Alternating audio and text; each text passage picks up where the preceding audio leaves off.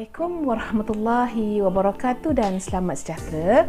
Kali ini saya nak buat tutorial bagaimana kita nak login dan mengisi sistem pelaporan pengajaran dan pembelajaran di rumah, iaitu SPdPR. Okey, bila kita dah buka laman web tersebut dan kita tekanlah perkataan login yang terdapat di sebelah kiri laptop atau device anda. Okey, dan kita masukkan ID pengguna kita.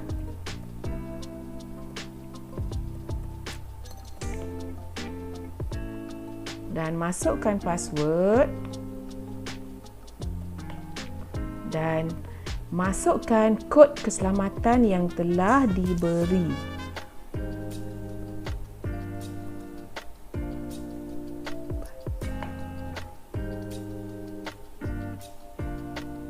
Bila first time kita login, dia akan minta kita menukar kata laluan yang kita dapat daripada admin kita, ya.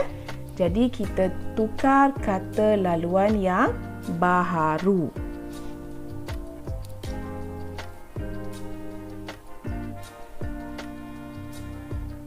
Okey, kemudian dia akan kata berjaya.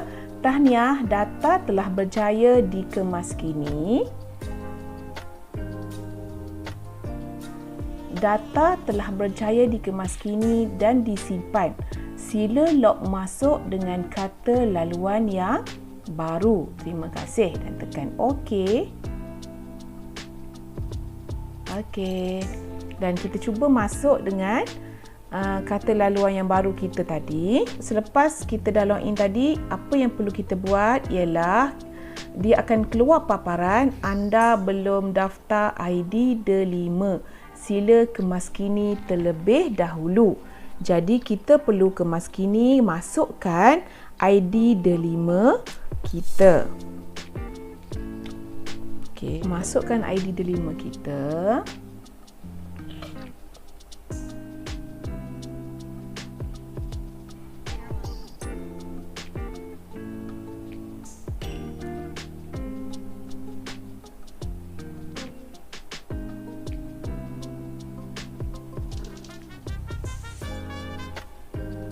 Dan tekan butang kemaskini.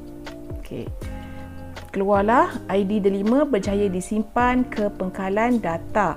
Sila ke laporan pengisian PDPR jika ingin melihat data yang telah disimpan. Okey, tekan OK dan keluarlah seperti ini.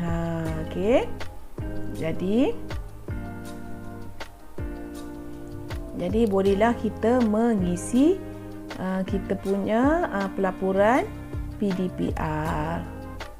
Okey, itu adalah cara untuk pertama kali untuk kita login di dalam pelaporan yang terbaru ini. Okey. Sekarang saya nak tunjuk pula tutorial bagaimana kita nak isi laporan harian, iaitu sistem pelaporan pengajaran dan pembelajaran di rumah SPdPR. Perkara pertama ialah kita pergi dekat perkataan login yang terdapat di sebelah kiri paparan laptop kita dan kita masukkan ID pengguna.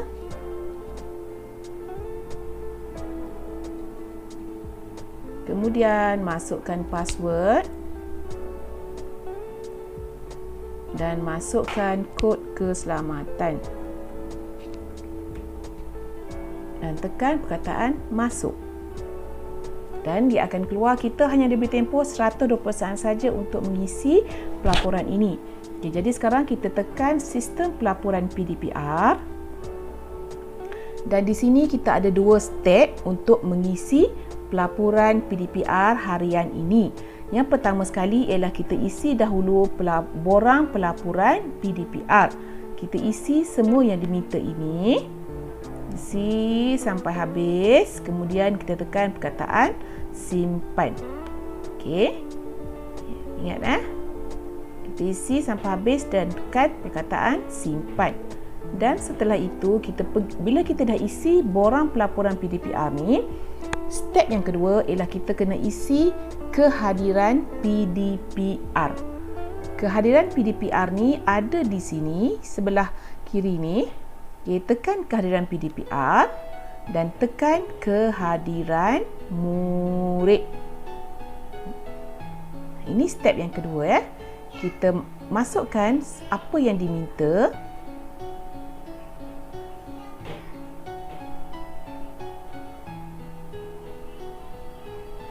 Peringkat sekolah, tahun, tarikh, mata pelajaran, kelas dan tekan pengisian.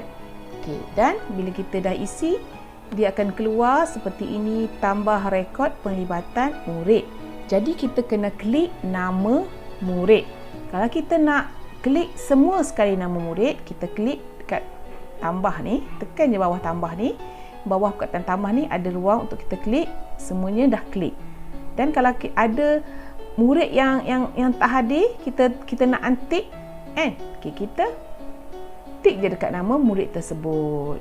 Okey, mudah sahaja okey. Dan setelah kita siap, kita boleh tekan perkataan simpan. Okey, itu sahaja, jangan lupa simpan. Okey. Dekat sini, dekat kehadiran murid ni ada dua butang satu pengisian dan satu laporan. Itu sahaja cara untuk kita isi SPdPR yang baru ni ya. Okey saya ulang semula. Yang pertama kita kena isi di pelaporan PEDPR harian. Pelaporan PEDPR harian.